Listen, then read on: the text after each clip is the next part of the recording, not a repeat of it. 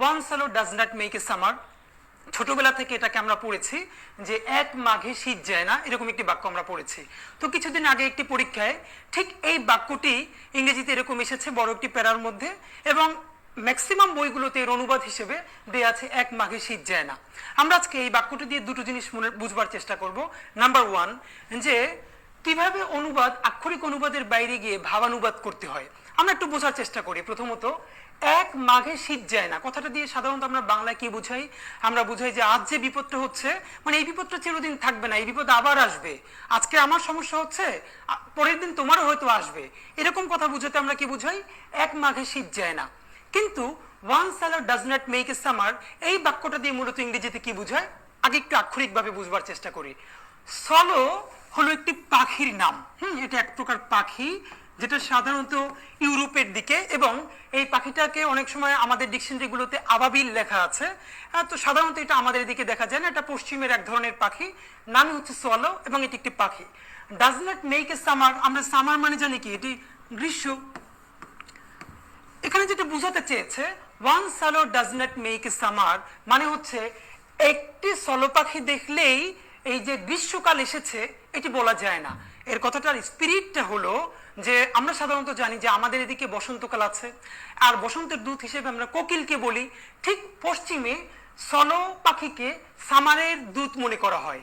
এখান থেকে তারা বলে ওয়ান সালো does not make a summer মানে হলো তুমি হঠাৎ করে একটি সলো পাখি দেখলেই তুমি মনে করো না গ্রীষ্মকাল চলে এসেছে। যেমন আমাদের এদিকে আমরা যদি বর্ষাকালেও একটা কোকিল দেখি, এর মানে মনে করবো না যে এখন বসন্ত চলে এসেছে।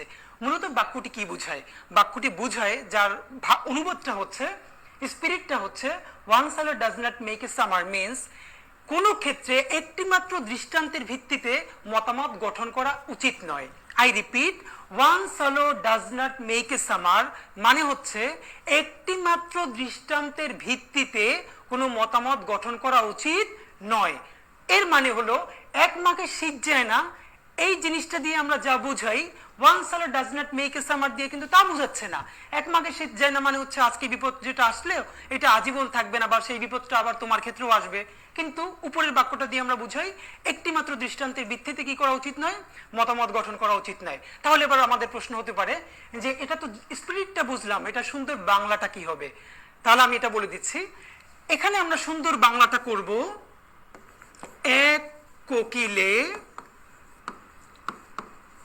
বসন্ত আসে না। এর মানে ওয়ান সালো does not make a summer এর শুদ্ধ বাংলা হবে এক কোকিলে বসন্ত আসে না।